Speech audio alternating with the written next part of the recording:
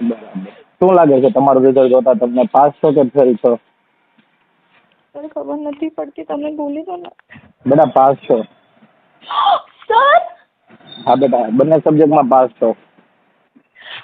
एक minute mummy mummy pass हो गई sir sir hello hello hello हाँ sir good morning good morning. Sir hello हाँ हाँ बोलो बोलो. Sir good morning sir good morning. Sir good news આપી sir. Thank you so much sir. Thank you sir. તમને tension હતું ને જ્યારે એડમિશન આપણે ત્યાં કોર્સમાં લીધું ત્યારે કે શું થશે? એમ ટેન્શન વહી ગયું ને?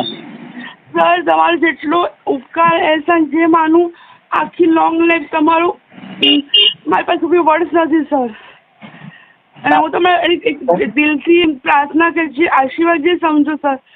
તમે ખુશ હો, તમે તમારી તમે વિશ હોય બધી પૂરી થાય. અને સર તમે બધા જ છોકરા આવી મહેનત કરીને પાસ કરાવજો સર. તમારું નામ થાય સર. અને એક રિક્વેસ્ટ છે, તમે અમદાવાદ આવો તો પ્લીઝ ફોન કરજો. પર્સનલી એકવાર મળવું છે સર.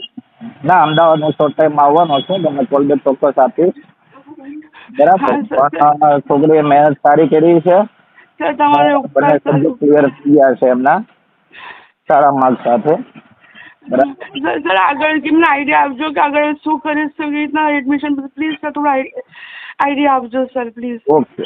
આજે તો એમ લાગે છે કે જાણે નવું જીવન મળ્યું છે. એટલી બધી હેપી થયા છે. વર્ષ બચ્યું એટલે કેટલી મોટી વાત કહેવાય ને.